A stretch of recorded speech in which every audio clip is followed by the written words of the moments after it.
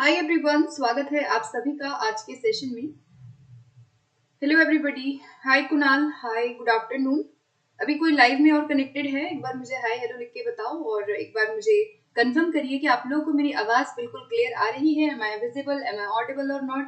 उसके बाद we will start today's session which is very very important and this is our last video.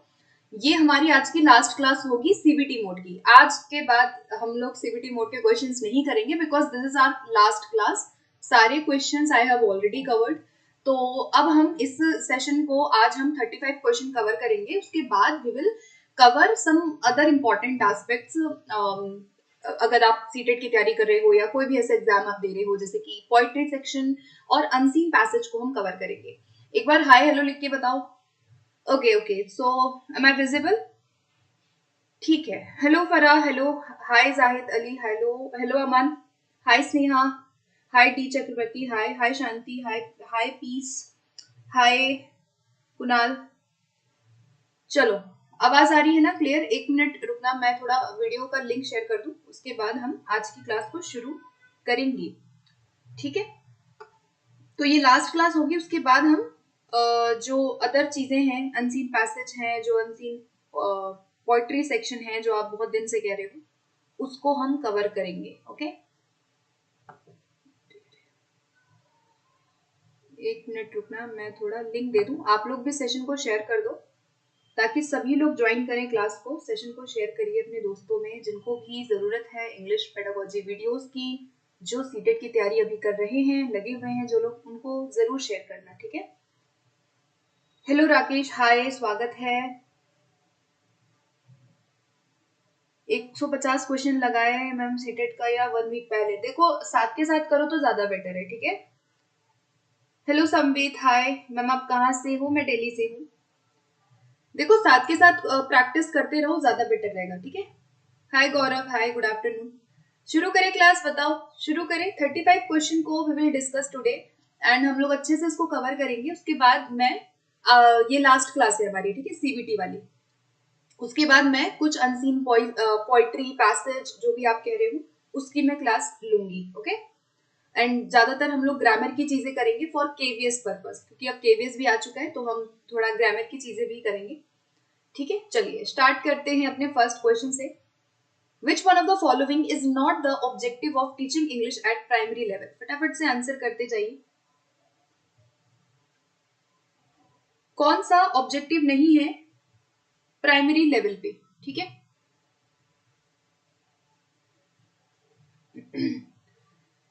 Question का number लिखते जाना सभी लोग। ठीक है, फटाफट से करेंगे, थोड़ा जल्दी करेंगे, है ना। जहां हमें जरूरत होगी वहां हम समझेंगे, अदरवाइज जहां जरूरत नहीं है वहां पे हम नहीं समझेंगे, स्किप करेंगे। ठीक है। गुड आफ्टरनून सत्यजीत, स्वागत है। चलिए, तो नॉट पूछा गया है जो हमारा ऑब्जेक्टिव नहीं होना चाहिए। ओके, फर्स्ट का क्या लग रहा है आप लोगों को? नॉट पूछा है, ध्यान से पढ़ो। Development of literacy, learning to use language for purpose, write on abstract themes, या फिर टू रीड फॉर मीनिंग। क्या आंसर कर रहे हैं वही सभी लोग? ऑप्शन बताओ, कौन सा आपको नेगेटिव लग रहा है, ठीक है, जो गलत है। तो यहाँ पर आप देखोगे कि जब भी हम टीचिंग इंग्लिश की बात करते हैं तो हम लिटरेसी पे फोकस करते हैं। लिटरेसी मीन्स की जो भी स्किल्स है, ठीक है। लिटरेसी का मतलब यहाँ है कि आपकी जो भी स्किल्स हैं उन पे फोकस आप करते हो। इसके अलावा लैंग्वेज को यूज के लिए, पर्पस के लिए उपयोग किया जाता है। अर्थ के लिए पढ़ना, मीनिंग के लिए पढ़ना बिल्कुल ठीक है, लेकिन एब्स्ट्रैक्ट चीजों पे विचार करना हमारा पर्पस नहीं होता है। ठीक है, बेसिकली पूछ रहा है प्राइमरी लेवल पे, तो प्राइमरी में कभी भी हम एब्स्ट्रैक्ट पे फोकस नहीं करेंगे। ओके, चलिए सेकंड क्वेश्चन है, while selecting literature for children which one of the following is least important? जब भी हम बच्चों के लिए लिटरेचर को सिलेक्ट कर रहे हैं तो वहां पर क्या सबसे कम महत्वपूर्ण है? ठीक है, सबसे कम महत्वपूर्ण क्या है? एज, इंटरेस्ट, ग्रामेटिकल रूल्स या एप्रोप्रिएट थीम?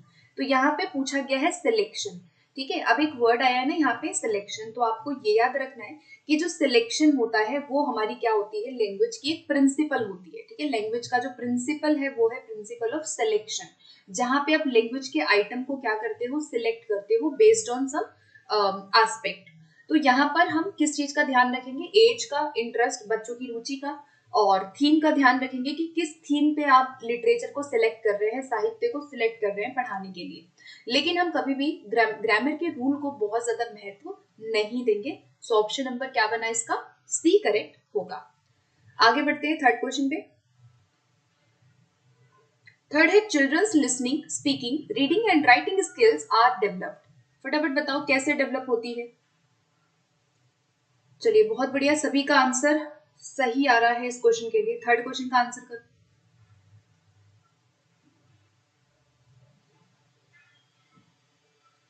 क्या होना चाहिए भाई, कैसे हम उसको डेवलप करेंगे। तो एक क्वेश्चन आता है कि हमें स्किल्स को कैसे पढ़ाना चाहिए, है ना। तो कभी भी हमें पता है कि लीनियर हम कभी नहीं पढ़ाएंगे, कभी भी हम लीनियर और आइसोलेटेड नहीं सिखाएंगे कौशलों को। लीनियर का मतलब है कि ऐसे करके नहीं सिखाएंगे कि सेम तरीके से सारी चीजें हम सिखा रहे हैं, नहीं। हमारा हमारा जो होता है वो स्पाइरल होता है। हम जो भी सिखाते हैं वो इस तरह से सिखाते हैं जहां पे बच्चे की जो प्रीवियस लर्निंग है वो उसकी न्यू लर्निंग को क्या करता है, इनहैंस करता है, उसको सपोर्ट करता है। तो ऑलवेज जो लर्निंग होती है वो स्पाइरल होती है, डेवलपमेंट भी स्पाइरल होता है, लर्निंग भी हमारी स्पाइरल होती है। तो यहाँ पर आंसर क्या बनेगा उसका, सी वाला बनेगा। ठीक है, कैसे होगा कि in such a way that first productive and then receptive skills are enhanced. मतलब कि आप पहले प्रोडक्टिव एंड देन आप रिसेप्टिव स्किल्स को वहां पे इनहेंस करेंगे। ठीक है, क्लियर। यहाँ पे सबसे बेस्ट ऑप्शन क्या है, ऑप्शन नंबर सी है, क्योंकि हम यहाँ पे प्रोडक्टिव और रिसेप्टिव दोनों ही कौशलों की बात कर रहे हैं, इंटीग्रेटेड तरीके से हम वहां पे सिखा रहे हैं। ठीक है, चलो बहुत बढ़िया, सभी का आंसर ठीक है। अगले क्वेश्चन पे बढ़ते हैं। While teaching a poem emphasis should be laid on. Poem पढ़ाते समय किस चीज पे एम्फेसिस होना चाहिए, सबसे ज्यादा एम्फेसिस या प्रभाव जो है वो हम किस चीज पे डालेंगे।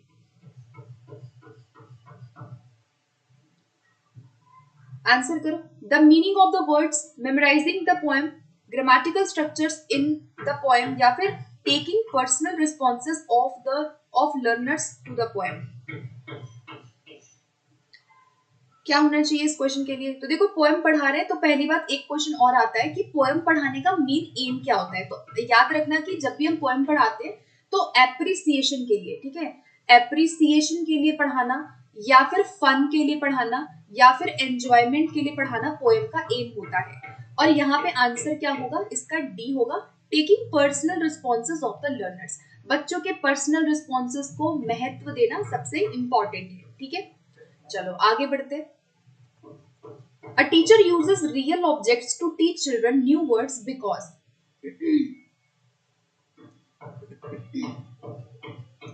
फिफ्थ क्वेश्चन का आंसर करिए कि टीचर जो है वो किसको सिखा रही है। यहाँ पे क्वेश्चन में रियल ऑब्जेक्ट्स को सिखा रही है, नए नए शब्दों को सिखाने के लिए वो कुछ रियल ऑब्जेक्ट का यूज करती है। तो यहाँ पर कौन सा करेक्ट है,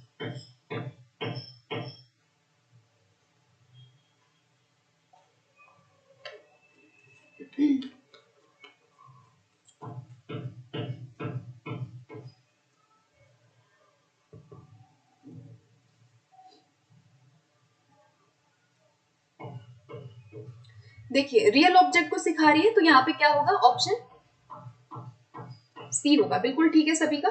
it helps children to associate words. अगर वो रियल ऑब्जेक्ट से सीख रहे हैं वर्ड्स को तो वो एसोसिएशन कर पाएंगे, वो संबंध स्थापित कर पाएंगे जो वो देख रहे हैं, जो वो पढ़ रहे हैं। ठीक है, सो ऑप्शन नंबर सी इसका बिल्कुल करेक्ट आंसर होगा। आगे बढ़ते हैं। नेक्स्ट क्वेश्चन है analytical study of errors is. Analytical study of errors is क्या होना चाहिए।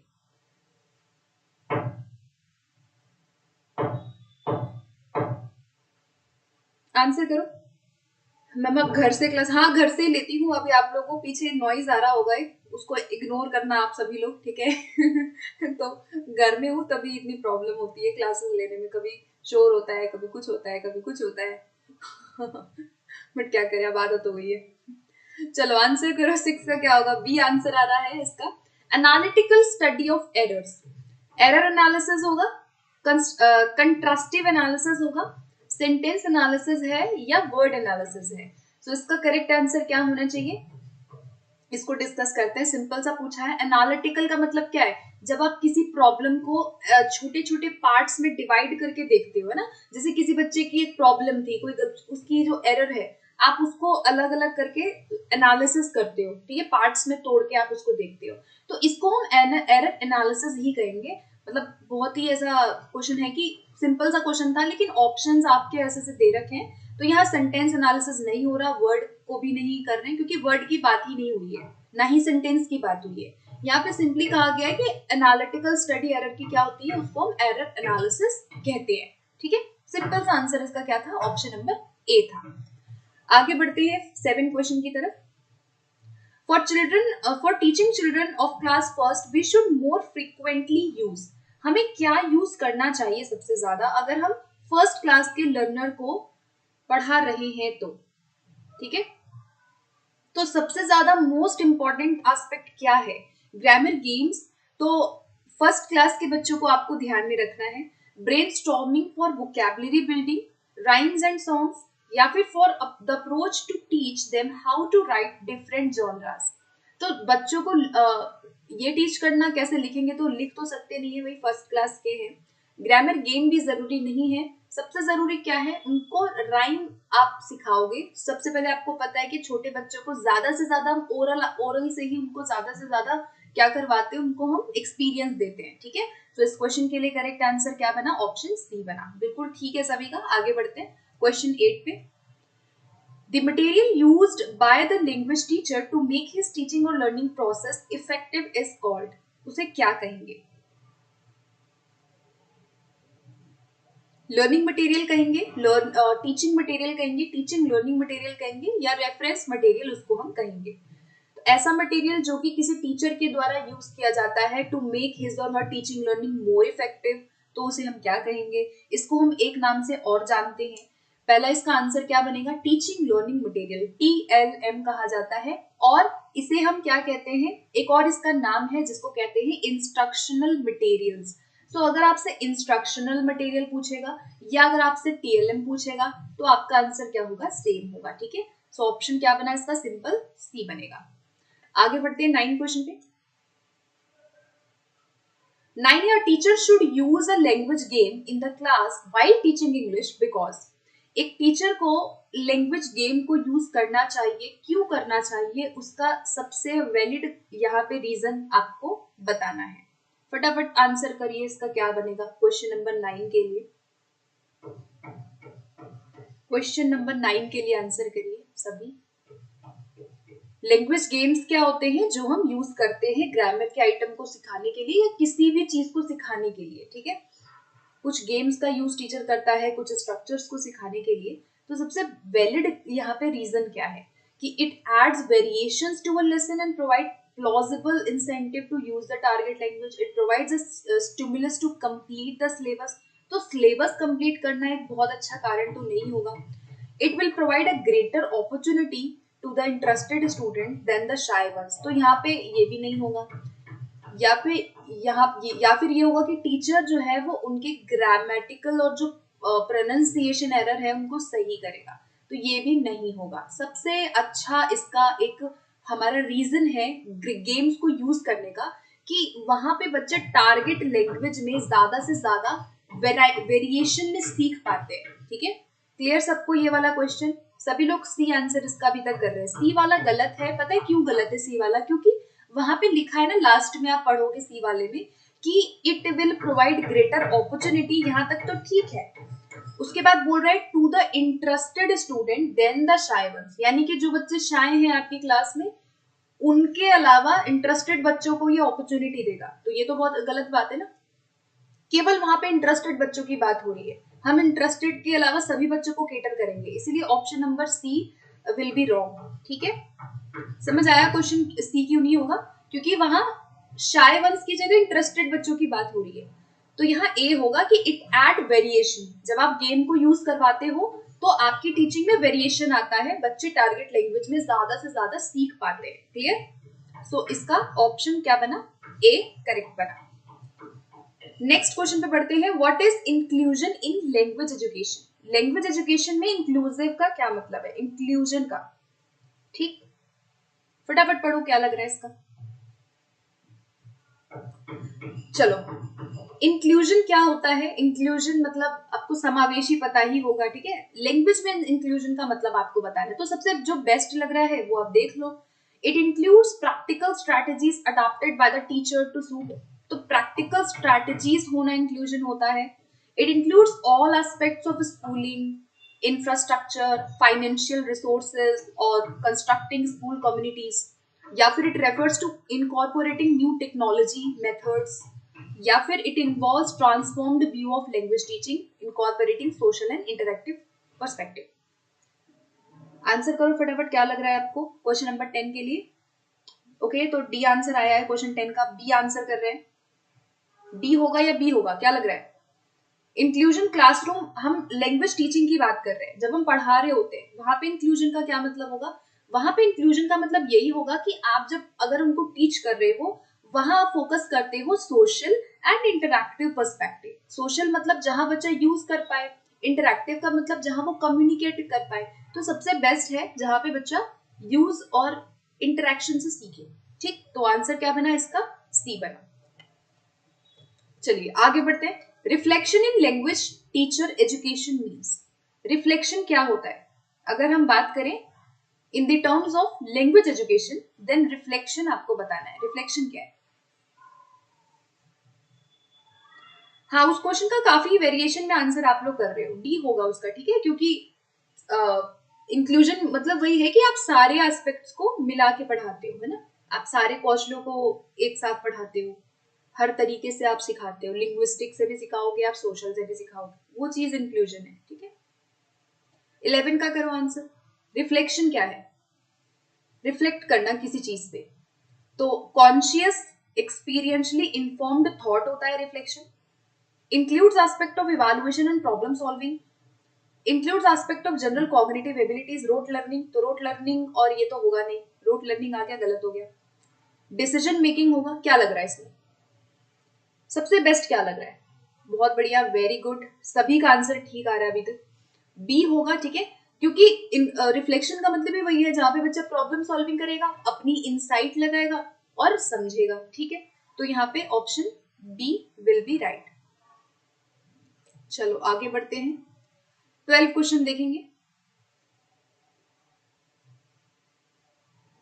12 है कि Shoaib used a reading passage to teach past perfect tense. He gave examples, explained the rules to students, and practiced the structures. Students are still not doing well on the practice activities. So suggestions for Shoaib are provided below. तो अब आपको बताना है कि जो इसमें fit नहीं होगा। समझ आया इसमें? क्वेश्चन समझ आ रहा है आप लोगों को? क्या है क्वेश्चन को अगर आप समझ गए तो आप कर लोगे। मैकेनिकल लर्निंग का मतलब होता है जो रिपीटिशन से सीखा जाने वाला हो। मैकेनिकल मतलब कि जो बार बार प्रैक्टिस करवा रहे हैं, जहां पर हम बच्चा बहुत ज्यादा रिग्रेसली ड्रिल कर रहा है, उसको मैकेनिकल कहेंगे। चलो आंसर करो, इसका क्या बनेगा? इसमें देखो क्या है कि एक टीचर ने पास्ट परफेक्ट टेंस पढ़ाया और उसके बाद भी उसने प्रैक्टिस भी करा दी, उसके बाद भी उसकी क्लास के बच्चे प्रैक्टिस एक्टिविटीज को नहीं समझ पाए, मतलब वो कर नहीं पा रहे थे। तो अब टीचर को जो सजेशन दिया गया उसमें से कौन सा नहीं होगा, ठीक है, थोड़ा घुमा घुमा के क्वेश्चन है, तो कौन सा नहीं उसको बताएंगे टीचर को कि आप ऐसा नहीं करो, ठीक है। तो कम्युनिकेट करेगा वो टीचर, बिल्कुल ठीक है, कम्युनिकेट करेगा तो हो सकता है कि बच्चे अच्छे से प्रैक्टिस कर ले। मोटिवेट करेगा बच्चों को, हो सकता है कि हाँ उनके लेवल ऑफ नॉलेज से वो मोटिवेट करे, या फिर उनको ड्रिल करवा सकता है ज्यादा से ज्यादा, या फिर उनको ऑडियो रिकॉर्डिंग देगा। तो यहाँ पे ऑप्शन सी इसका रॉन्ग है, ठीक है।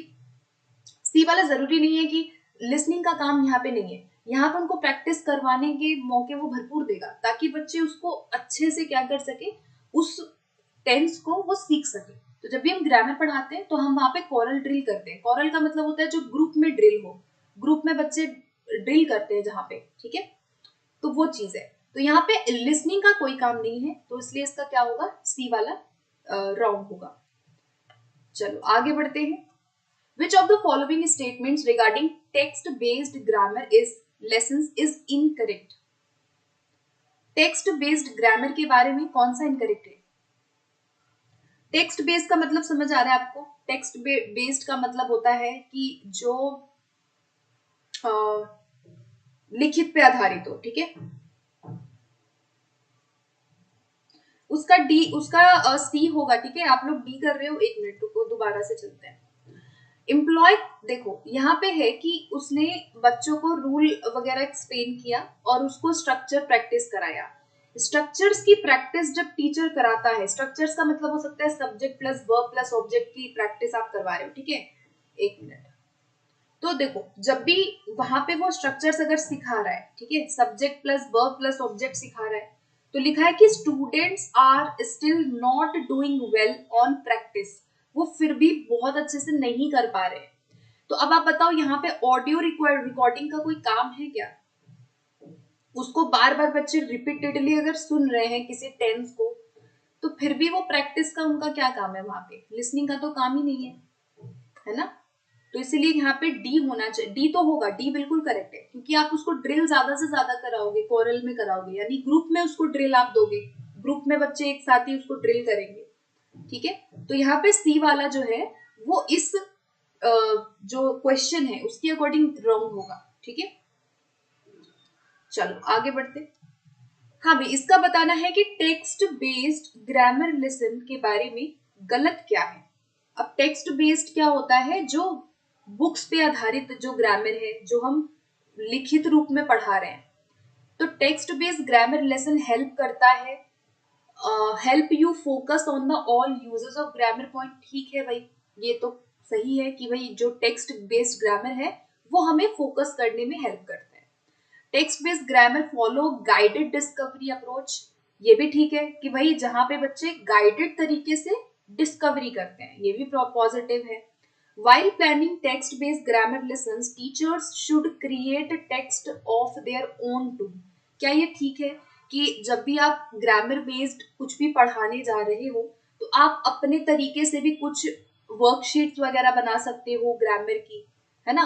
Create text on their own, मतलब कि कोई टेक्स्ट ऐसा है जो आप खुद से क्रिएट करो, तो ये भी ठीक है, टीचर कर सकता है ना, खुद से कोई वर्कशीट बना के आप ले गए, ये भी हो सकता है।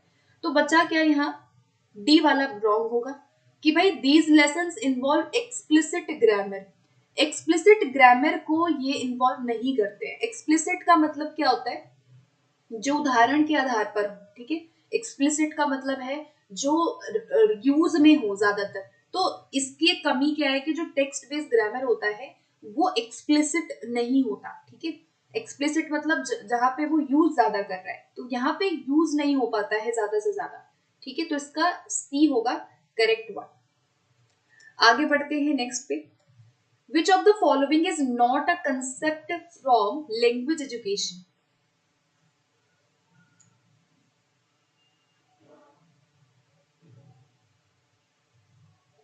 आंसर करो फटाफट।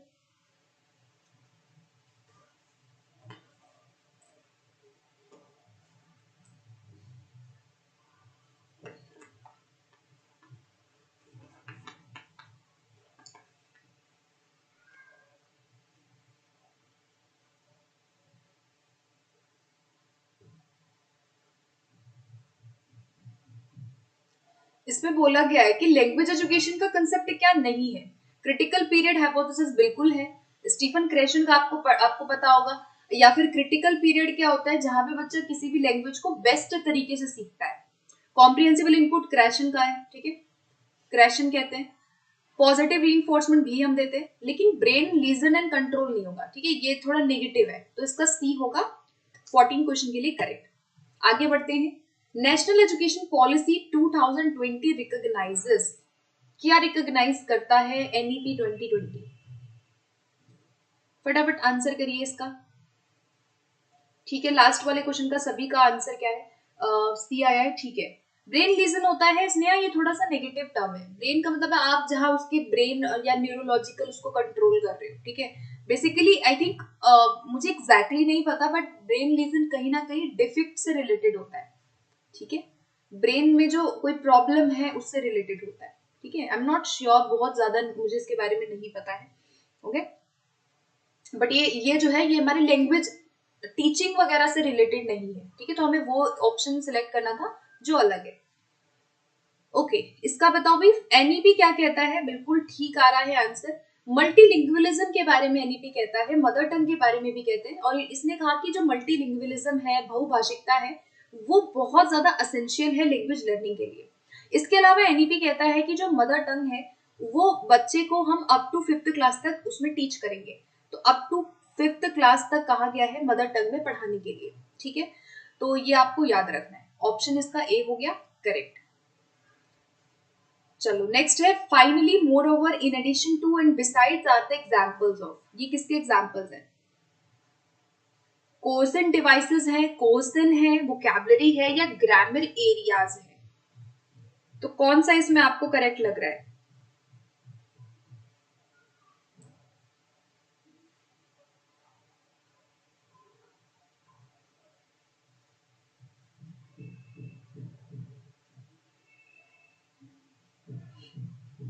देखिए, finally, moreover, in addition to, या बिसाइड्स, इस तरह के जो वर्ड्स हैं इनको हम कहते हैं कोहेसिव डिवाइसेस, ठीक है। इसका आंसर क्या बनेगा? कोहेसिव डिवाइसेस बनेगा। कोहेसिव डिवाइसेस बेसिकली हम यूज करते हैं राइटिंग में। राइटिंग में हम कुछ डिवाइसेस को यूज करते हैं, जब हम लिखते हैं उसे हम कोहेसिव डिवाइसेस कहते हैं। जैसे कि इसमें कॉमा, एक्सक्लेमेटरी मार्क, जो भी हमारे पंक्चुएशन मार्क है वो यहाँ पे आ जाते हैं, ठीक है। क्वेश्चन मार्क हो गया, ठीक है। तो ये सब क्या है? कोहेसिव डिवाइसेस है। इसके अलावा इस तरह के जो वर्ड्स हैं, ये सब जो हम यूज करते हैं, ये हम राइटिंग में यूज करते हैं, ठीक है। एलिप्सिस आ जाता है, जो डॉट डॉट डॉट हम यूज करते हैं राइटिंग में। तो ये आपके क्या है? इनको हम कोहेसिव डिवाइसेस कहते हैं। जैसे कैपिटल लेटर में लिखना, हर फुल स्टॉप के बाद कैपिटल में आप लिख रहे हो, वो सब कोहेसिव का पार्ट है, ठीक है। क्या क्या आता है कोहेसिव में? ये सब आ जाएगा। ग्रामर का आ जाएगा आपका, ग्रामर की जो भी वर्ड्स आप लिख रहे हो, या फिर कैपिटल लेटर में आप लिख रहे हो, ठीक है। आप कैपिटल लेटर का ध्यान रखते हो जब भी आप राइटिंग करते हो, ये सब आपके कोर्सिव का पार्ट है, ठीक है। चलिए आगे बढ़ते हैं। 17 है कि do we know exactly where the action takes place? This question is related to. Answer करो फटाफट। किस तरह का क्वेश्चन है ये भाई? Checking factual reading, checking inferential reading, eliciting information, या चेकिंग अ वोकैबुलरी कंसेप्ट? ये जो प्रश्न है ये किस तरह का प्रश्न है? तो देखो यहाँ पे है, do we know exactly where the action takes place. अब वेयर क्वेश्चन पूछा गया कि कहाँ इसको प्लेस किया गया है, तो ये क्वेश्चन क्या है? इन्फरेंशनल रीडिंग का क्वेश्चन है। इन्फरेंशनल रीडिंग का मतलब है जहां पे आप इन्फर करते हो, आप अपनी नॉलेज के आधार पे एक अनुमान लगाते हो, ठीक है।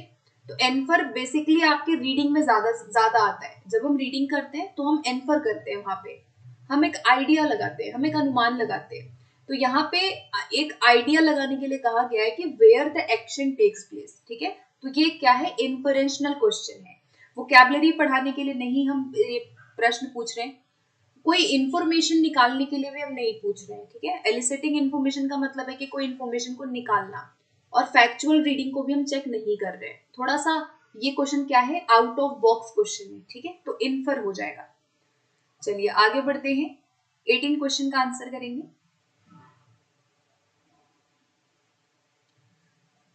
नेक्स्ट क्वेश्चन है, blended learning is. Blended learning कैसी लर्निंग होती है?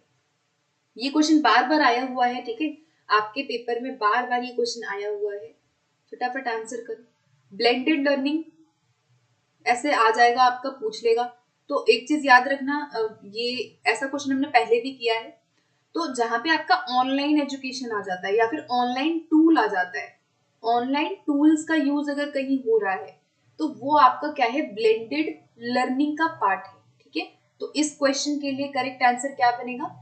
Combination of GTM and communicative, ये नहीं होगा, मेथड्स का कॉम्बिनेशन नहीं होता। आंसर बनेगा कि ये कॉम्बिनेशन है हमारे ट्रेडिशनल लर्निंग और हमारी वेब बेस्ड ऑनलाइन अप्रोच, ठीक है। तो ऑनलाइन आ गया यहाँ पे कि हम वेब बेस्ड लर्निंग करा रहे हैं, हम ऑनलाइन कुछ ना कुछ टूल्स को यूज कर रहे हैं टीचिंग में, तो उसे हम कहते हैं ब्लेंडेड लर्निंग। सभी का आंसर बिल्कुल ठीक आ रहा है, बहुत बढ़िया। चलो आगे बढ़ते हैं 19 क्वेश्चन पे। Which of the following is an illustration of assessment for learning? इसका आंसर करो फटाफट से, बहुत इंपॉर्टेंट क्वेश्चन इसको कहूंगी मैं। असेसमेंट फॉर लर्निंग से रिलेटेड यहाँ क्या है?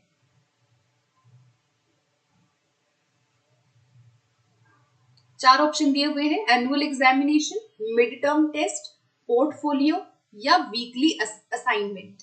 अब असेसमेंट फॉर लर्निंग क्या होता है? जो हमारे एफए का पार्ट होता है, ठीक है, जो हमारा फॉर्मेटिव है, ठीक है, तो फॉर्मेटिव से रिलेटेड आपको बताना है। यहाँ पे जब हम बात करते हैं एनुअल वार्षिक परीक्षा की, तो ये हमारे समेटिव का पार्ट है, ये हमारे ऑफ लर्निंग का पार्ट है। मिड टर्म टेस्ट भी क्या है? आपके समेटिव का पार्ट है, ऑफ लर्निंग का पार्ट है। अब बचे दो ऑप्शन, इनमें से कोई एक आंसर होगा। आंसर सी आ रहा है सभी का, ओके, और डी नहीं होगा क्या? बताओ, सी होगा तो डी नहीं होगा? डी भी तो क्या बोला है? डी वाला बोल रहा है वीकली असाइनमेंट, आप उसको हर हफ्ते असाइनमेंट दे रहे हो, तो ये तो एफए में आ सकता है ना, ऐसे तो होगा नहीं डी वाला। बताओ फिर क्या लगेगा? देखो काफी अच्छा क्वेश्चन है ये, कॉम्प्लिकेटेड क्वेश्चन इसको मैं कहूंगी, बिकॉज पोर्टफोलियो भी तो आपका फॉर्मेटिव का पार्ट है ना। लेकिन if we talk about the all option, then all option के according answer will be option number D, not C. ठीक है, अब मैं बता देती हूँ कि यहाँ पे सी यहाँ पे क्यों नहीं है। क्योंकि यहाँ पर जो पोर्टफोलियो होता है ना, वो आपका ना formative as well as summative दोनों के अंदर आता है। याद रखना, फॉर्मेटिव क्या है? जहां पे आप कलेक्शन कर रहे हो स्टूडेंट के वर्क का, कलेक्शन ऑफ स्टूडेंट्स वर्क, जितने भी बच्चों के अच्छे अच्छे काम होते हैं, वर्क होते हैं, उसको कलेक्ट करके रखना पोर्टफोलियो है। क्यूमुलेटिव मतलब एक प्रोग्रेसिव रिकॉर्ड होता है, कलेक्टिव रिकॉर्ड होता है। और जो एसे होता है ना, उसमें भी पोर्टफोलियो का हम यूज करते हैं, बिकॉज जैसे आपको रिजल्ट देना है, तो आप अगर किसी बच्चे का रिजल्ट देना चाहते हो तो आप पोर्टफोलियो को यूज करते हो। तो पोर्टफोलियो दोनों के अंदर आता है, एफए एसे दोनों। तो यहाँ आंसर क्या बना? ऑप्शन नंबर डी बना। वीकली असाइनमेंट जो है वो प्रोसेस की बात कर रहा है, हम वीकली बेसिस पे वो असाइनमेंट ले रहे हैं, तो ये फॉर्मेटिव के अंदर आएगा। क्लियर? अभी क्लियर है? ठीक है, तो ये याद रखना। चलो आगे बढ़ते हैं। अच्छा, एक चीज और मैं बोलूंगी साथ के साथ, कि यहाँ तो मैंने बोल दिया कि ये आपका एसए एफए के दोनों के अंदर आता है, लेकिन मान लो कि यहाँ अगर वीकली की जगह होता, मान लो मैं लिख दूं यहाँ पे वीकली की जगह फाइनल एग्जाम लिख दूं, ठीक है, अगर मैं यहाँ लिख दूं फाइनल एग्जाम इसको हटा के, तो आंसर क्या बनता आपका? डेफिनेटली आपका बी बनता, सी बनता। ठीक है, डेफिनेटली सी बनता अगर मैं यहाँ पे ऑप्शन लिख दूं फाइनल एग्जाम। तो ये चीज याद रखना कि ऑप्शन क्या दिया हुआ है। ठीक है, ये नहीं कि आंख बंद करके अब आप पोर्टफोलियो ऐसे में लगा के आ जाओगे। ठीक है, तो इसलिए क्लियर करना जरूरी होता है, डिपेंड करता है आपके ऑप्शंस क्या दिए हुए हैं। ठीक है, साउंड नॉट, साउंड नहीं आ रही है? साउंड साउंड आ रही है ना आप लोगों को मेरी? अभी कोई कह रहा है साउंड नॉट। चलो 20 क्वेश्चन देखो, लैंग्वेज अवेयरनेस क्या है?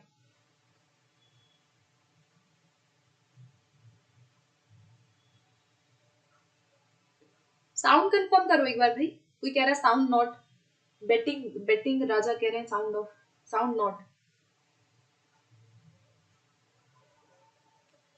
ओके, 20 का आंसर डी आ रहा है, ए आ रहा है, प्रॉपर है। अच्छा चलो ठीक है भाई, कुछ भी लिखते हो ऐसे डराए वराए मत करो। ठीक है, अच्छा खासा चल रहा है कनेक्शन। और बीच में कोई कह रहा है साउंड नहीं है। ओके, चलो भाई, आंसर क्या कर रहे हो भाई? ओके ओके, डी और ए दोनों कर रहे हैं। देखो यहाँ पे ए होगा, ठीक है। लैंग्वेज अवेयरनेस क्या होती है? इसको एक चीज और कहते हैं, इसको कहते हैं Meta linguistic. Meta linguistic awareness सुना है क्या आप लोगों ने? नहीं सुना तो इसको याद रखना, इंपॉर्टेंट है। मेटा लिंग्विस्टिक का मतलब होता है कि एक स्टूडेंट है, एक कोई पर्सन है, उसकी खुद की लैंग्वेज के प्रति जो भी अवेयरनेस है, उसको हम मेटा लिंग्विस्टिक कहते हैं। मेटा का मतलब होता है सेल्फ, और लिंग्विस्टिक का मतलब होता है भाषा। तो खुद की भाषा पे जो अवेयरनेस है उसको मेटा लिंग्विस्टिक कहते हैं। ठीक है, तो यहाँ वही चीज पूछा गया है। लैंग्वेज अवेयरनेस जो है उसकी बेनिफिट्स है ना, कॉग्निटिव एडवांटेजेस होते हैं, संज्ञानात्मक उसके लाभ होते हैं। ठीक है, तो ये नहीं होगा, ये भी नहीं होगा, प्रिस्क्रिप्टिव नहीं है, ठीक है। प्रिस्क्रिप्टिव का मतलब है जो रूल वगैरह से रिलेटेड हो गया, फॉर्मल वगैरह से रिलेटेड हो गया। तो यहाँ पे ऑप्शन ए बनेगा सिंपल सा करेक्ट आंसर, ठीक है। चलो आगे बढ़ जाते हैं अब हम। Next question is very very important.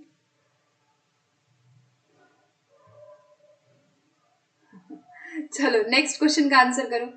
21 question है, input hypothesis proposes that linguistic input that is dash the current stage of linguistic competence is ideal for maximizing learning outcomes। क्या होना चाहिए?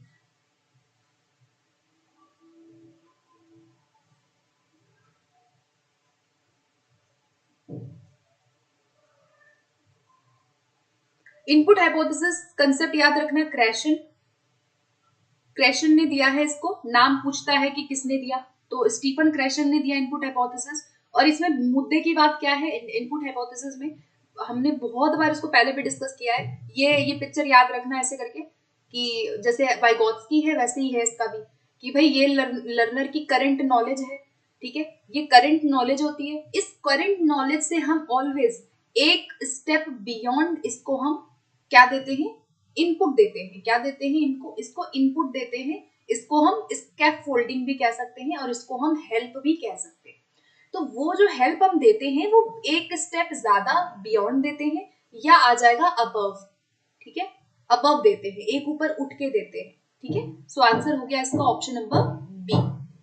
चलो आगे बढ़ते हैं 22 क्वेश्चन पे।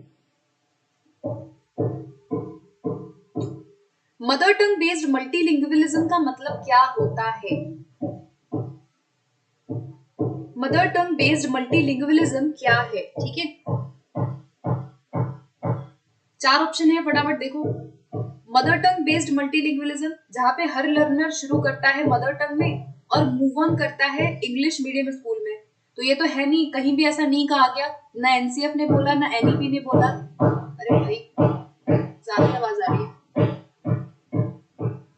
थोड़ा सा गाइस इग्नोर करना, पीछे वॉइस आएगी ना, ये मेरा डेली का प्रॉब्लम हो गया मेरी लाइफ में। तो ये वॉइस आएगी ना पीछे थोड़ी सी, तो उसको इग्नोर करना, ठीक है।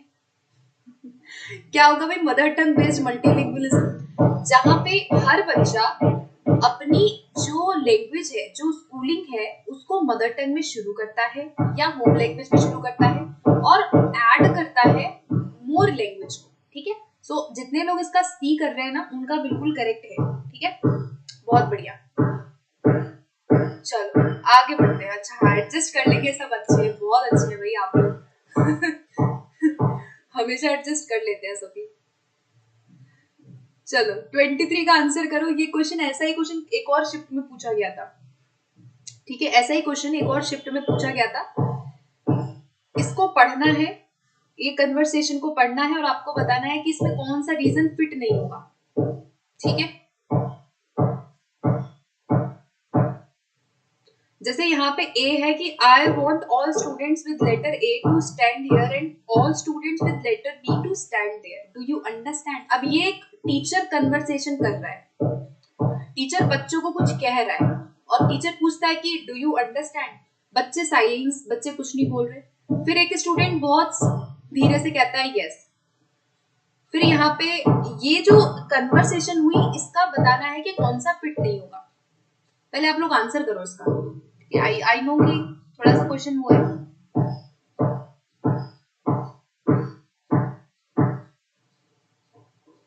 बी आंसर आ रहा है,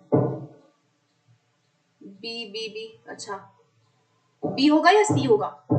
नॉट फिट बताना है, मतलब जो रीजन है, बच्चे यहाँ पे बात नहीं कर रहे हैं, है ना, सारे बच्चे साइलेंस में है, एक बच्चे ने धीरे से यस बोला, तो अब कौन सा फिट नहीं होगा। उनके पास लैक कॉन्फिडेंस है, हो सकता है कि उनका कॉन्फिडेंस नहीं है तो वो नहीं बोल पा रहे, वो अंडरस्टैंड नहीं कर पाए इंस्ट्रक्शंस को। ये भी हो सकता है कि टीचर ने जो इंस्ट्रक्शन दिया उसको बच्चे नहीं समझे। ये यहाँ पे सी वाला रॉन्ग होगा, ठीक है, इसका क्या होगा, सी होगा। क्लियर सबको, समझ आया क्वेश्चन क्या है? क्वेश्चन मुझे लग रहा है काफी लोगों को समझ ही नहीं आया। यहाँ पे ना सी वाला नहीं होगा। ऐसा नहीं है कि बच्चे बात नहीं करना चाहते हैं तो वो टीचर को नहीं बोल रहे हैं, है ना, तो ये कोई रीजन नहीं है कि बच्चे बात नहीं करना चाहते इसलिए वो टीचर को ढंग से रिप्लाई नहीं कर रहे। हो सकता है उनका कॉन्फिडेंस नहीं है, हो सकता है उनको समझ ही नहीं आया तो वो नहीं बोल रहे, है ना। तो इसलिए सी होगा।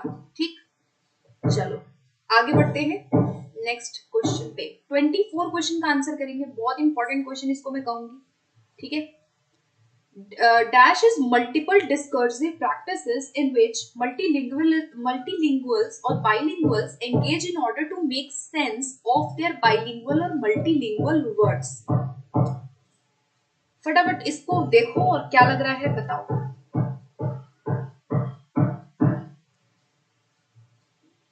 क्या होना चाहिए चार ऑप्शन में से? पहला है ट्रांस लैंग्वेजिंग, सेमी लिंगुअलिज्म, कोड मिक्सिंग और कोड स्विचिंग। पहली बात, जो ट्रांस लैंग्वेजिंग होता है इसी के अंदर आता है आपका ए वाला कोड मिक्सिंग और बी वाला कोड स्विचिंग। ठीक है, तो यहाँ आंसर क्या बनेगा फाइनली, इसका ट्रांस लैंग्वेजिंग बनेगा। क्या बनेगा? ट्रांस लैंग्वेजिंग। ये हम मल्टीलिंगुअल में और बाइलिंगुअल्स में, बाइलिंगुअलिज्म या मल्टीलिंगुअलिज्म में हम इसको यूज करते हैं to enhance the communicative ability और to enhance the multilingualism। जो भी है हम उसको enhance करने के लिए इसको यूज करते हैं ताकि लर्नर जो है वो कम्युनिकेट ज्यादा से ज्यादा करें। एक होता है कोड स्विचिंग, जहाँ पे लैंग्वेज में आप क्या लाते हो, चेंज लाते हो। ये भी क्वेश्चन पूछा जाता है। तो लैंग्वेज में जब हम चेंज लाते हैं उसे कोड स्विचिंग कहते हैं, और कोड मिक्सिंग जब हम लैंग्वेज की एलिमेंट्स में चेंज लाते हैं। ठीक है, मैंने बार बार इसका एग्जाम्पल दिया ही है कि कोड मिक्सिंग क्या होता है, कोड स्विचिंग क्या होता है। स्विचिंग मतलब कि कंप्लीटली चेंज लाना लैंग्वेज में। जैसे मैं हिंदी में बात करते करते किसी दूसरी लैंग्वेज में बात करने लग जाऊं, अभी कंप्लीटली चेंज कर दूं लैंग्वेज को ड्यूरिंग कम्युनिकेशन, तो वो मेरा कोड स्विचिंग होता है। कोड मतलब होता है लैंग्वेज और स्विचिंग का मतलब होता है स्विच करना, चेंज करना। तो लैंग्वेज में जब हम चेंज ला रहे हैं तो कोड स्विचिंग हो गया। कोड मिक्सिंग क्या होता है? कोड का मतलब हो गया लैंग्वेज, मिक्सिंग का मतलब मिक्स कर देना, जहां पे हम दो या दो से ज्यादा भाषाओं को मिक्स करके कम्युनिकेट करते हैं। जैसे मैं अभी दो भाषाओं को यूज कर रही हूँ, एक इंग्लिश और एक हिंदी। हिंदी में भी बोल रही हूँ और कुछ जो मैं वर्ड्स बोल रही हूँ वो मैं इंग्लिश के बोल रही हूँ। इसको हम कहते हैं कोड मिक्सिंग। ठीक है, ये आप याद रखना। और ये दोनों किस में आता है? ट्रांस लैंग्वेजिंग के अंदर ही आता है। तो ये इंपॉर्टेंट था आप लोगों के लिए, ए आंसर इसका करेक्ट होगा। नेक्स्ट क्वेश्चन है, while teaching a second language in classroom, use of scaffolding for comprehension ability by teacher involves।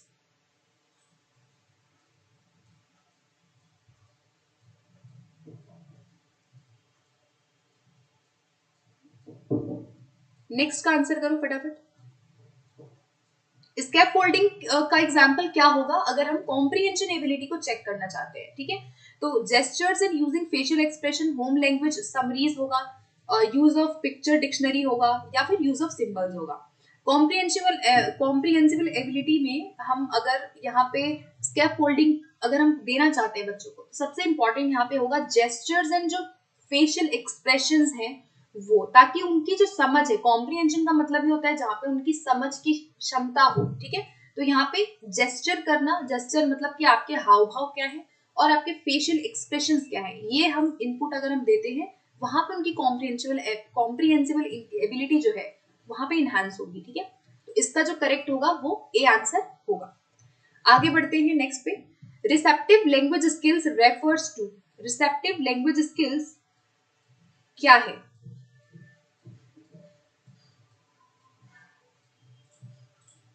बहुत बढ़िया, सभी का आंसर करेक्ट आया है पहले वाले क्वेश्चन का। ठीक है, अगले क्वेश्चन पे आ जाओ। रिसेप्टिव का आंसर करो।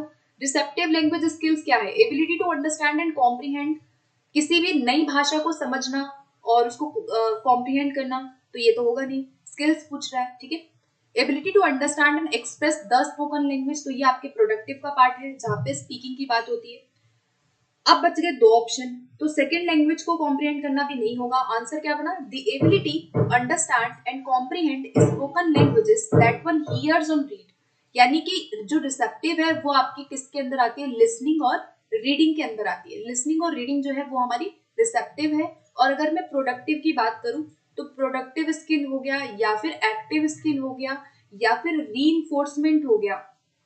ये तीन नाम आपका पूछता है, रीइंफोर्समेंट, एक्टिव और प्रोडक्टिव। ये तीनों ही हमारे क्या होते हैं?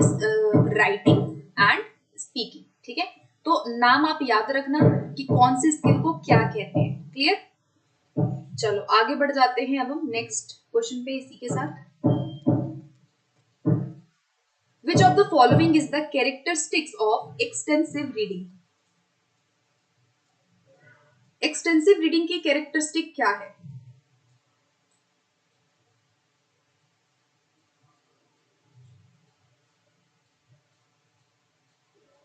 आंसर करो। ये तो इजी है ना? रीडिंग के टाइप से question definitely chances are very high कि आपकी रीडिंग के टाइप से क्वेश्चन आएगा ही आएगा। ठीक है, आपको कुछ सारे रीडिंग के टाइप पता होना चाहिए। मैंने ऑलरेडी बहुत वीडियोस पे बना रखी है और हम डेली बेसिस पे डिस्कस कर ही लेते हैं, है ना? तो आंसर ए आ रहा है। एक्सटेंसिव रीडिंग जो है वो आपकी, इसको हम कहते हैं नॉन डिटेल्ड। क्या कहते हैं इसको? Non detailed.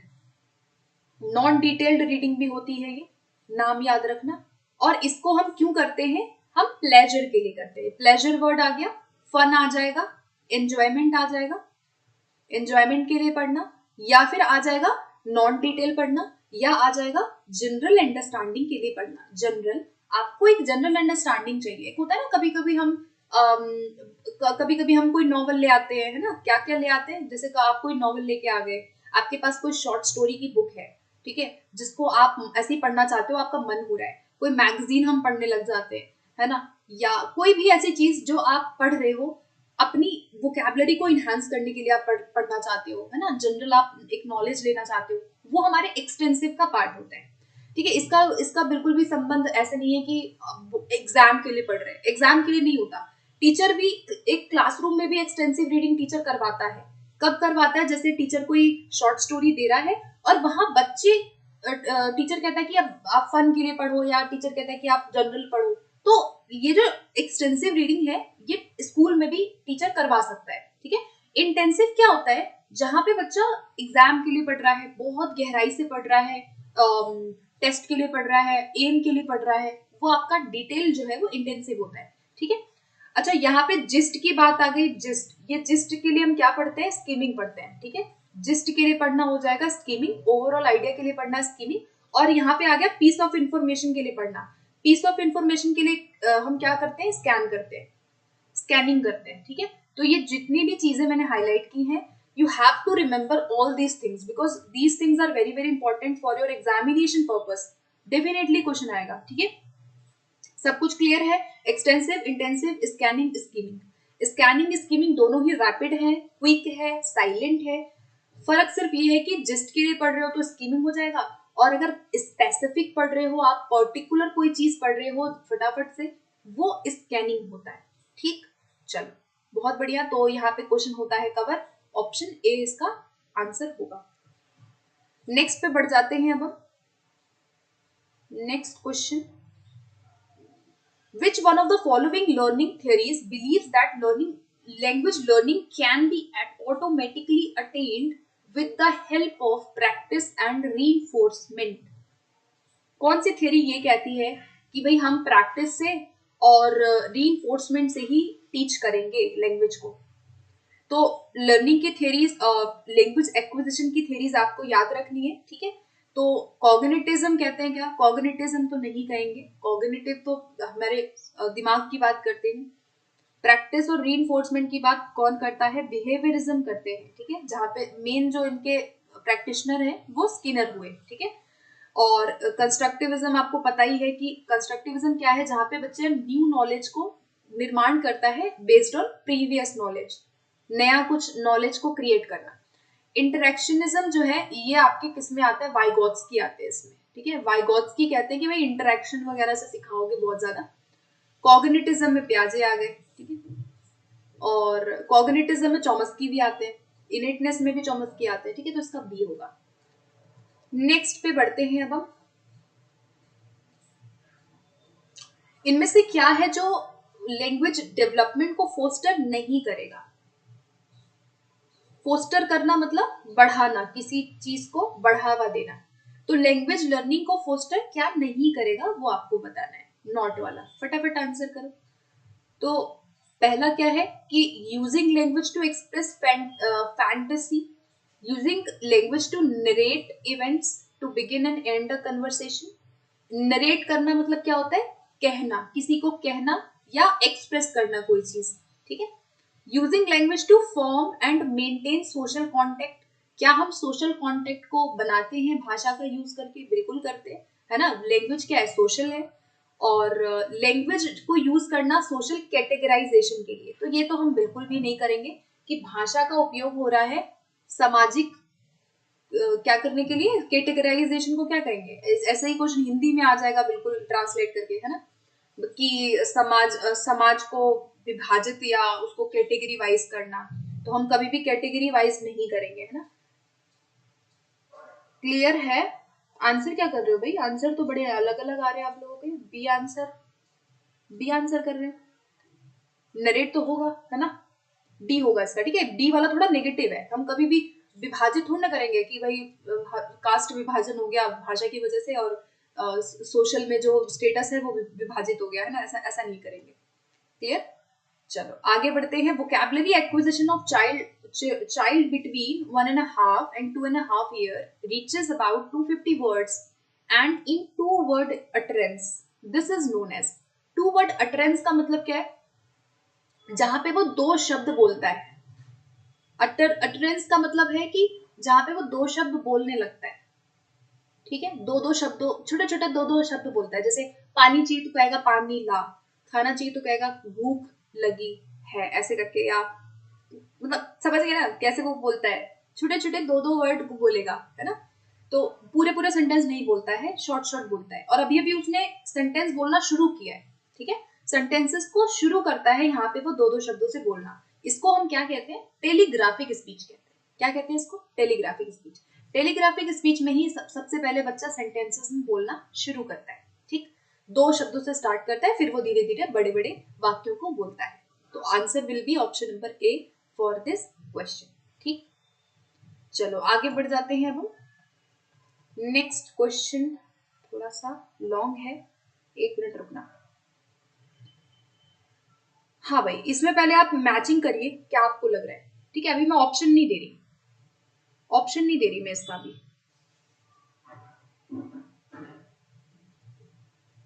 एक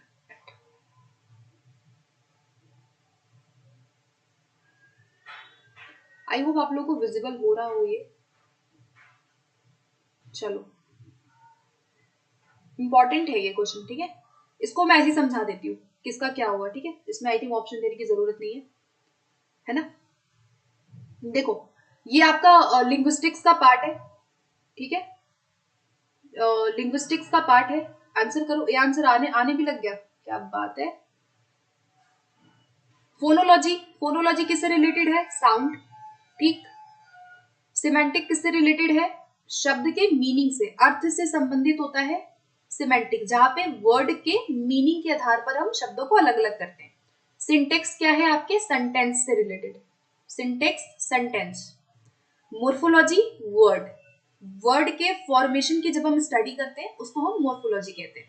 तो ए का क्या होगा? फोनोलॉजी। देख लो कहां पर है, साउंड का है, स्पीच साउंड आ गया यहाँ पे, तो ए वाले का होगा बी, ठीक है। बी वाले का क्या होगा? सिमेंटिक, सिमेंटिक देख लो। अच्छा ऑप्शन देख लेते हैं पहले। फर्स्ट का बी होगा, तो ये वाला तो आपका वैसे ही डिलीट हो गया, है ना। और ये वाला भी डिलीट हो गया क्योंकि फर्स्ट का बी है। अब बचे दो, सेकंड का सी होगा या ई होगा? अब आप सेकंड देखो, सेकंड का सी है या ई है? सिमेंटिक्स किसके अंदर आएगा? The way underline concept of expressed in words and word combination. Word combination होता है क्या? नहीं। या फिर यहाँ पे बी होगा, एक मिनट, ई होगा। ओके, तो यहाँ पे देखो ई वाला नहीं होगा, ठीक है। इसमें जो राइट आंसर बनेगा वो बनेगा हमारा बी। इसका जो है वो सेकंड बनेगा, थर्ड बनेगा, ठीक है। सेकंड का थर्ड बनेगा। थर्ड वाले का बनेगा सिंटेक्स, जो कि आपके सेंटेंसेस से रिलेटेड है, ये रहा सेंटेंस। तो थर्ड का हो गया डी। और फोर का जो है, फोर का हो जाएगा मोर्फोलॉजी, ई वाला, जहां पे आप एक्टिव पैसिव मीनिंग वगैरह की बात कर रहे हो, तो ई होगा। तो सही सीक्वेंस जो है वो इस तरह से होगा। आई होप आपको समझ आ रहा होगा। ऑप्शन अगर मैं देखूं तो इसका ए वाला करेक्ट होगा। क्लियर है क्वेश्चन सबको? क्लियर है? अच्छा हिंदी में भी आए थे ये क्वेश्चन। अच्छा अच्छा अच्छा, हाँ, हिंदी में भी ऐसा ही हो रहा है, हिंदी में सेम क्वेश्चन रिपीट हो जाते हैं, ठीक है। सेम क्वेश्चन हिंदी में ऐसा हुआ है कि सीटेट में सारे इंग्लिश के क्वेश्चन हिंदी में आ गए एज इट इज। इस बार भी हो सकता है वैसे ही आए, ठीक है। तो अगर आप, मैं बार बार ये कहती हूँ, अगर आप एक पेडागोजी अच्छे से कर रहे हो तो आपका हिंदी भी हो रहा है साथ के साथ। ऐसा नहीं है कि इंग्लिश कर रहे हो तो आपका हिंदी पेडागोजी नहीं हो रहा, आपकी हिंदी पेडागोजी भी प्रैक्टिस हो रही है। बस जब भी आप इंग्लिश पेडागोजी करो तो हिंदी के वर्ड्स भी देखा करो कि इसको हिंदी में क्या बोलते हैं, ठीक है, काम आपका बन जाएगा। चलो अगला देखो, विच of the following may not occur in expressive language disorder. Expressive language disorder में क्या नहीं आएगा? क्लास लाइक कर दिया मैंने, हाँ भाई लाइक कर दो, क्लास क्लास है ना, और क्लास अच्छी लगती है तो जरूर लाइक किया करो, इतनी मेहनत करते हैं। एंड एक लाइक से भी मोटिवेशन मिलता है बहुत ज्यादा, छोटी छोटी चीजें खुशियां देती हैं लाइफ में ठीक है, तो एक लाइक कर दोगे तो अच्छा लगता है कि चलो ठीक है ना, सेशन लेना एकदम बढ़िया हो गया, सफल हो गया, क्वेश्चन आपको समझ आ गए हैं, है ना, अच्छा लगता है, खुशी होती है फिर। तो लाइक वाइक कर दिया करो सभी लोग।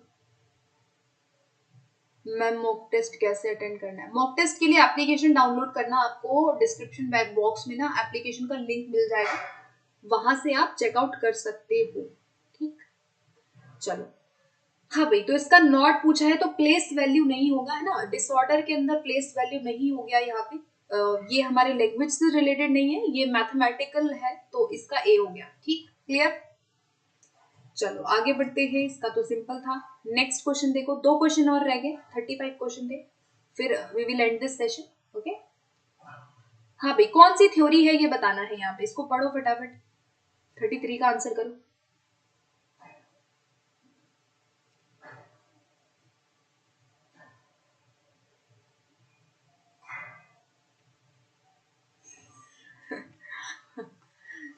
चलो thank you so much guys for your support, जो लोग सपोर्ट करते हैं, it means a lot, seriously.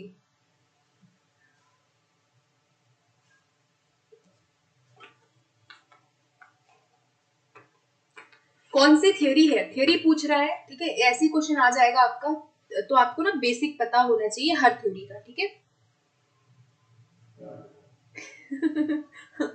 अच्छा, आप लोग के कमेंट देख के मुझे हंसी आती कभी कभी, चलो कोई बात नहीं। हाँ तो यहाँ देखो कहा गया है, क्या बोला गया भाई, हाँ, inborn faculty, children have an internal inborn faculty that help. Inborn faculty का मतलब है वही लैंग्वेज एक्विजिशन डिवाइस, जो कि उनको हेल्प करता है पैटर्न को समझने में, भाषा के जो पैटर्न है उसको समझने में हेल्प करता है, ये जो हमारी एक एबिलिटी होती है। कौन कहता है? इनेटनेस कहते हैं। इनेटनेस के अंदर कौन आते हैं? नॉम चॉम्स्की आते हैं, ठीक है।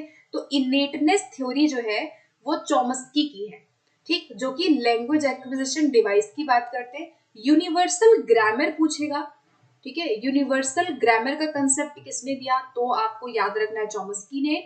और स्ट्रक्चरल ग्रामर पूछेगा तो भी चॉम्स्की हो गए, और यूनिवर्सल ग्रामर थ्योरी करके आता है तो भी चॉम्स्की हो गए, ठीक है। तो आंसर क्या बना इसका? सी बना। इनेटनेस थ्योरी कौन है? चॉम्स्की है, इनेटनेस थ्योरी से संबंधित। नेक्स्ट देखो 34 question, formative evaluation of student writing. भाई स्टूडेंट राइटिंग की अगर फॉर्मेटिव इवैल्यूएशन हम कर रहे हैं तो फॉर्मेटिव का सबसे बेस्ट ऑप्शन क्या होगा? बहुत बढ़िया, बहुत बढ़िया, सभी का आंसर ठीक है, सी ऑप्शन। चलो अगला देखो फटाफट, फॉर्मेटिव के अकॉर्डिंग आपको बताना है, कोई राइटिंग का कोई काम चल रहा है ना, कोई राइटिंग प्रोसेस है, उसमें फॉर्मेटिव असेसमेंट से संबंधित क्या होगा। तो जब भी हम फॉर्मेटिव की बात करते हैं तो वहां हम पेंसिल पेन से एरर को हम उसको मार्क कर देंगे, मैकेनिकली हम उसको करेक्ट करेंगे, ये गलत है। हम वो ऑप्शन यहाँ देखेंगे जो सबसे क्या लग रहा है, बेस्ट लग रहा है। तो बेस्ट देख लो भाई क्या है, इसका क्या होगा? बी होगा, है ना, इसका क्या होगा? बी आंसर करेक्ट होगा। Making comments on the appropriateness of the students interpretation and prompt and the degree to which objective was met. समझ आ गया इसमें क्या है, क्वेश्चन में क्या बोला गया? कितने लोग कर रहे हैं भाई इसको? आंसर क्या कर रहे हो? सी आंसर आ रहा है भाई, इस क्वेश्चन का सी आंसर क्यों कर रहे हो? Should require that the students hand in all the materials. नहीं नहीं नहीं, ये तो नहीं होगा, देखो, फॉर्मेटिव असेसमेंट अगर आप कर रहे हो तो आप ये नहीं करेंगे कि आप उनके हाथ में सारे मटेरियल दे दोगे, ये कोई फॉर्मेटिव तरीका नहीं है असेस करने का। असेसमेंट का मतलब ही है कि जहां पे बच्चों को आप प्रॉम्प्ट देंगे। प्रॉम्प्ट मतलब क्या होता है? हिंट देना, किसी कोई हिंट देना, कोई उनको इनपुट आप दे रहे हो, उनको सपोर्ट आप कर रहे हो जब वो राइटिंग कर रहे हैं। आप ये देखोगे कि उनके ऑब्जेक्टिव्स मेट हो रहे हैं कि नहीं, क्या वो सीख पा रहा है कि नहीं पा रहा है। आप उस पर कॉमेंट करोगे कि हाँ बेटा आपने ऐसा किया, वैसा किया, ऐसे सही कर लो, वैसे सही कर लो। कमेंट कमेंट का मतलब होता है फीडबैक देना। यहाँ पे थोड़ा सा ऑप्शन अलग दिया हुआ है, फीडबैक देना। ठीक है, कमेंट का मतलब ही है कि आप फीडबैक कर रहे हो, है ना? क्लियर सबको? सी वाला नहीं होगा। Should require that the student hand in, मतलब उसके हाथ में आप सारे मटेरियल दे दोगे लिखने से पहले और हो गया आपका फॉर्मेटिव। फॉर्मेटिव का मतलब ही होता है जहां आप उनको प्रोग्रेस को जांच कर रहे हो, है ना? कमेंट करना होता है फीडबैक देना। यहाँ पे कमेंट का मतलब है फीडबैक कर रहे हो आप उसके, जो भी उसकी लर्निंग है आप उस पे बता रहे हो उसको कि ऐसे ऐसे ऐसे, है ना, ऐसे करो ऐसे करो, जो भी है मतलब। तो यहाँ बी होगा। ठीक है, चलिए आगे बढ़ते हैं। लास्ट क्वेश्चन हम आज का देखेंगे। In a class, students are able to absorb the content but they do not participate in the discussion. So which language difficulty do they have?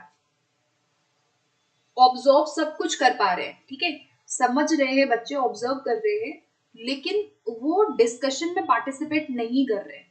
तो उनके अंदर किस क्षेत्र में समस्या है?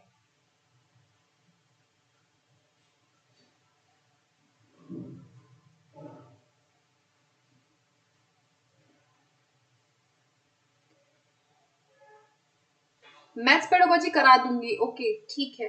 मैं मैथ्स पेडागोजी का सेशन जल्दी लूंगी, अभी अभी 3-4 दिन में लूंगी। ठीक है, कुछ क्लासेस और इंग्लिश की लूंगी मैं, पैसेज की 1-2 क्लास में लगाने वाली हूँ। वो मैं रिकॉर्डेड ही कोशिश करूंगी डाल दूं। और उसके बाद मैथ्स का भी करेंगे। ठीक है। ए आंसर आ रहा है, बहुत बढ़िया। नहीं, ये नहीं होगा। पहली तारीफ कर दी मैंने। तो इसका ये नहीं होगा। ठीक है, देखो यहाँ कहा गया कि ऑब्जर्व कर ले रहे, जो इन्फॉर्मेशन है उसको ऑब्जर्व करना, यानी उसको वो समझ पा रहे हैं, उसको समाहित कर रहे हैं, but they do not participate. वो पार्टिसिपेशन नहीं कर पा रहे, वहां पे वो एक्सप्रेस नहीं कर रहे। इनका यहाँ पे आंसर बनेगा सबसे वैलिड, एक्सप्रेस नहीं कर पा रहे हैं, वो पार्टिसिपेट नहीं कर रहे डिस्कशन में। अब जैसे मान लो कोई डिस्कशन चल रहा है, तो डिस्कशन में वो एक्सप्रेस ही तो करेंगे ना अपने आइडियाज को, लेकिन वो तो कर ही नहीं रहे पार्टिसिपेट। यानी कि उनके अंदर जो एबिलिटी है वो एक्सप्रेसिव नहीं है ना?